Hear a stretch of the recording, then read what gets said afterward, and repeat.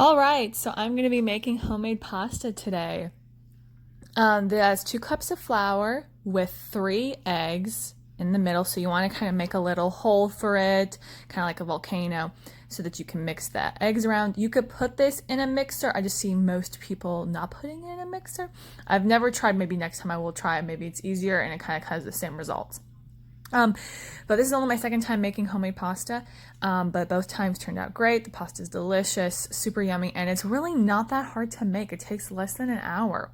And this is quite a large serving. This has given my husband and I about 4 servings of pasta, so it's quite a lot. Okay, so next you're going to want to roll it together, keep kneading it, and you need a little bit of water, so honestly just take wet fingers and sprinkle it on there. You do not want a whole lot. You just kind of want to go with the flow. I did add water, sorry, the camera's moving. I did add water a variety of times to it, but I never dumped anything on it. I just touched with my fingers, rubbed on the pasta, and kept kneading. So you're going to want to knead for about 3 to 4 minutes. And whether this is in the mixer or not, you're more than likely going to want to do this because the mixer just does not get quite the kneading that the hands do. So as you see, it kind of is going to look like that, and I kneaded it some more. So that's what you're looking for. Next, I let it sit for 15 minutes. Some places say 5, some places say 30. I just let it sit while I was cleaning. So it did get a little bit bigger. We don't want it to rise too much. It's not like we're making regular dough.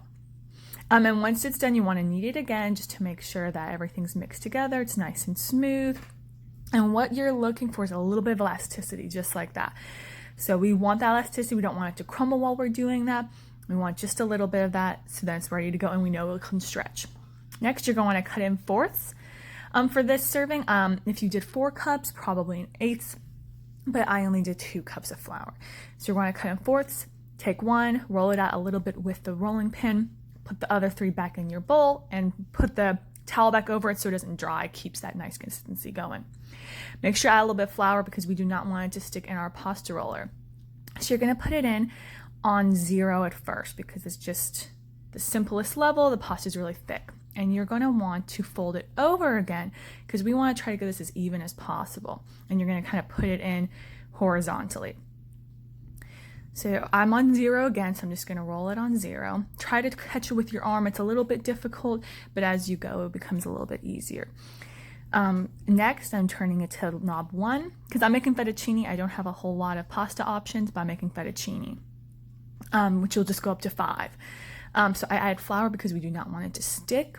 The machine will take off a lot of flour.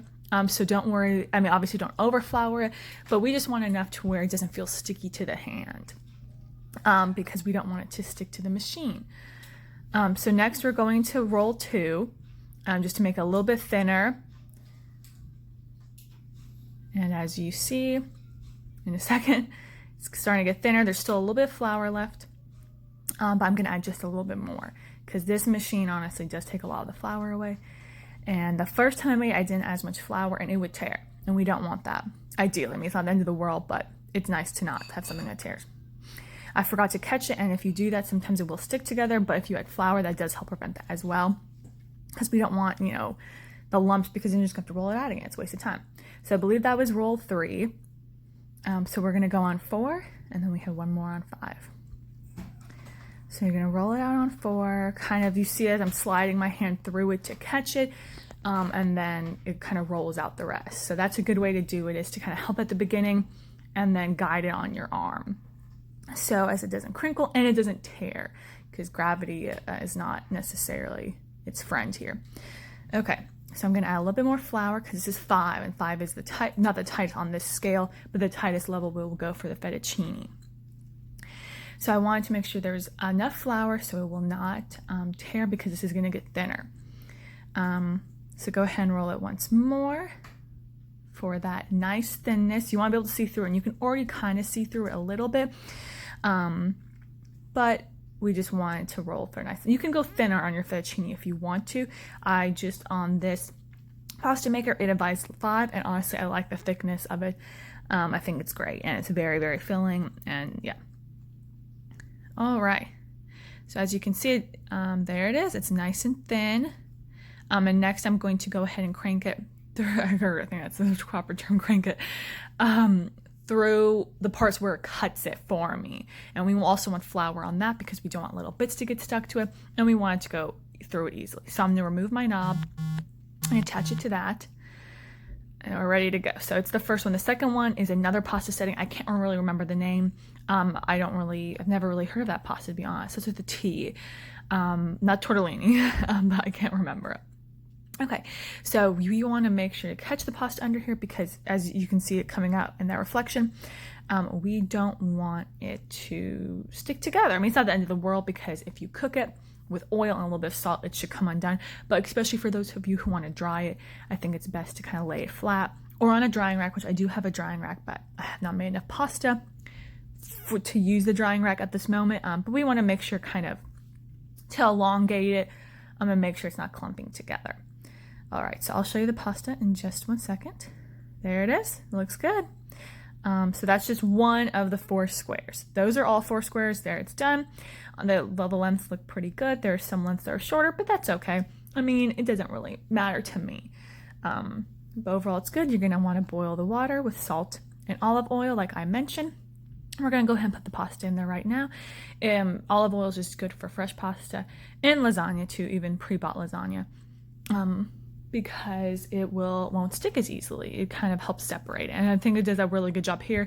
I've only cooked it twice, like I've mentioned. This is my second time, but both times no sticking occurred, which is great. So that's what we want.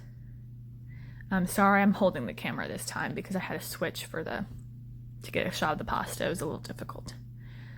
But yeah, I want to add all our pasta in there. It cooks pretty quickly. It actually cooks faster, in my opinion, than store-bought pasta because it's not dried, it's fresh, which is convenient. I mean, store-bought pasta is fine. I love store-bought pasta. I eat all the time, but it is really nice how quick this cooks. If you have a meat sauce, Alfredo sauce, or if you just want some garlic and butter, it's a really quick meal. I already had fresh meat sauce I made last week.